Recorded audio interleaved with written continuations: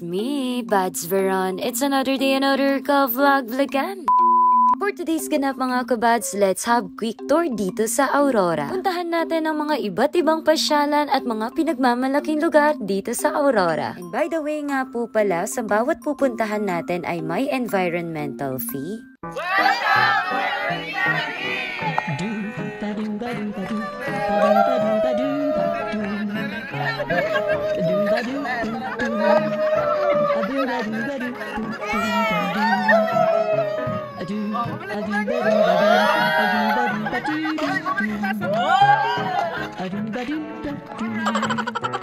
At ito nga si Kuya yung naging human drone kanina. At dito nga ini-interview namin si Kuya kung ano ang history ng lugar na ito. At sinasabi nga nung 1735 daw ay nagkaroon ng tsunami na muntik na talagang mawala itong Baler. Dahil sa pangyayaring yun ay maraming mga tao ang nalunod. Pero may mga ibang tao daw na lumikas kaya nakasurvive daw sila. At dito nga yun sa lugar ng Ermita Hill. At sinasabi nga rin daw na may isang babae lang na nakaligtas. Ang ginawa po, inanakan po nila yung babae. Kaya naging 7 families. Yun po yung tinawag 7 families.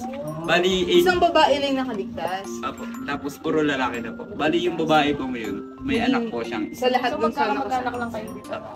Hindi po ako kasama doon.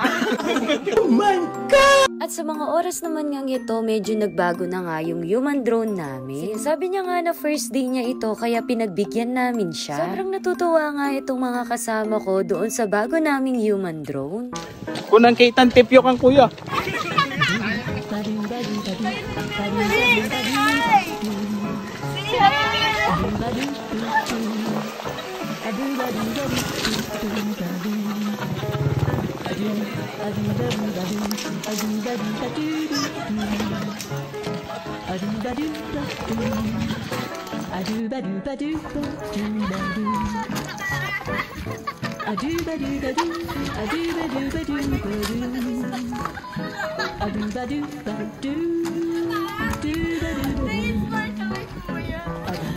At ito na nga yung bago naming human drone at walang iba kundi si Bads Neil.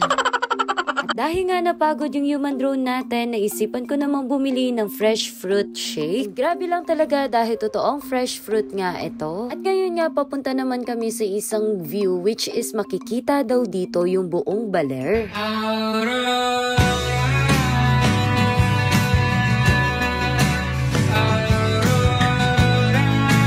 Grabe mga kabads, at dito nga makikita mo talaga yung view ng Baler. At ang Ermita Hill nga ay ginawang evacuation center. At sabi ko nga kanina sa inyo ay nagkaroon ng tsunami noong 1735 at dito nga umakyat ang 7 pamilya. At ang pamilya nga ito ay nagpalit-palitan ng mga anak para dumami ang populasyon. At dito nga rin ay marami na rin kayong mabibiling souvenir kapag pumunta kayo dito. At dito nga syempre hindi mawawala itong mga ref magnet. May iba't ibang pagkain rin na maaaring mauwi at gawa nga dito sa Baler, Aurora. At syempre hindi tayo papahuli, kailangan medyo may dala nga tayong pasalubong sa mga magulang natin. At ito na nga ang sinasabi ko, nagka-calculate na sila ng mga gastusin.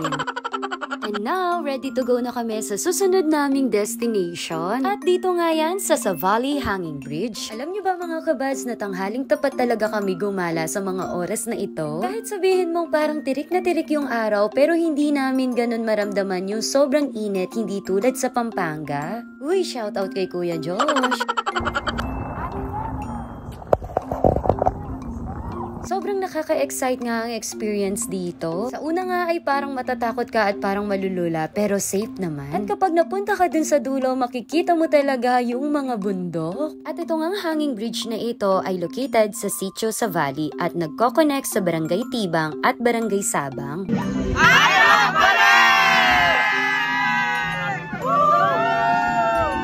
At ang sunod naman namin na pinuntahan ay dito sa Millennium Tree. Isa nga rin itong tourist attraction dito sa Aurora. Sinasabi nga nila na may 600 plus years old na itong Balete Tree. Hindi ko naman first time na nakakita ng Balete Tree dahil nakakita na ako nito sa Bicol. Pero ngayon, first time kong aakyat at papasok nga sa puno na ito. Pero syempre, aakyat lang tayo dun sa hanggang kaya lang natin. At syempre, sa tulong ni Kuya Dominic Roque ng Pampanga, hindi ko na nga kayang pumunta pa dun sa taas dahil sa totoo lang natatakot din ako. And by the way nga po pala, looking for girlfriend nga itong si Kuya Dominic. Oh my God! Ngayon nga mga kabads, punta tayo sa loob at tignan natin kung ano nga ba ang itsura sa loob ng Balete Tree. First time ko nga makapasok dito at tignan nyo mga kabads, medyo madilim na nga rito. Pero may unti namang liwanag dahil nasisinagan nga ito ng araw. At dito nga kung gusto mo makalabas ng buhay, charis lang, kailangan talaga pagkasyahin mo yung katawan mo. Naalala ko tuloy nung nasa Bicol ako, talagang iniisip ko kung ano yung nasa loob ng Balete Tree. Dahil sabi nga nila noon may mga lamesa, kwarto pa nga yung mga duwende daw doon. And finally, nakita ko na nga kung ano talaga ang nasa loob ng Balete Tree. At alam nyo ba kung bakit may hollow part dito, kung bakit nakakapasok nga rito? Dahil sa totoo daw, may nakatanim na original na puno rito. At pagkatapos, ang mga sanga ng Balete Tree ay unti-unting niyayakap o sinasakal na ang puno hanggang sa mamatay. At alam nyo ba na may 200 feet ang taas nitong Balete Tree? Sa totoo lang, hindi rin naman nakakatakot ang pagpunta dito lalo na't may mga kasama ka. Pero ganun pa man, alam kong may kanya-kanya tayong paniniwala, pero kapag pumupunta tayo sa mga ganito,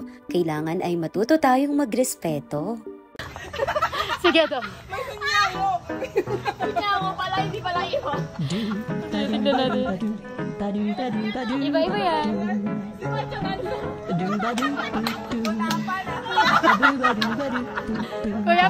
Kuya Bray, balita. Exit mo. Exit, may... Oh, bad.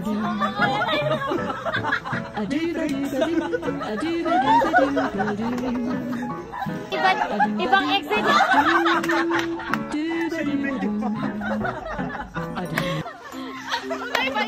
And finally, successful na nakalabas tayo dito sa Balete Tree. At ngayon naman, subukan nating sumakay dito sa mini train dito sa Thomas and Friends. At dito nga ay ililibot kami ni Kuya. Kapag sumakay nga kayo rito ay may bayad na 35 pesos. At dito nga ang una naming pinuntahan ay dito sa may malaking itlog. May nakita nga kaming itlog na kakapisalang. Dams, may tanong ako. Pwede magtanong? Boss, ano yan? Pwede pawak ng itlog mo? At eto na nga, hawakan na natin ang mga itlog, pero sa totoo lang po, hindi po talaga itlog to. At sa tingin ko nga ay dinagdag na rin nga ito pandagdag para sa tourist attraction. Pagkatapos naman nga rito ay pumunta naman kami sa susunod na destination. At dito nga sinasabi ni Kuya na KMJS nga ito. At TV nga raw ito dahil sa dami-daming bunga ng saging na ito. Maaari nga rin tikman ang mga bunga nito. At kung mapapansin ninyo, medyo kakaiba nga ito dahil hindi ito yung usual na dami ng bunga ng saging. At syempre hindi natin palalampasin na matikman itong saging na ipinagmamalaki nila dito. At totoo nga ang sinasabi nila dahil lasang saging talaga.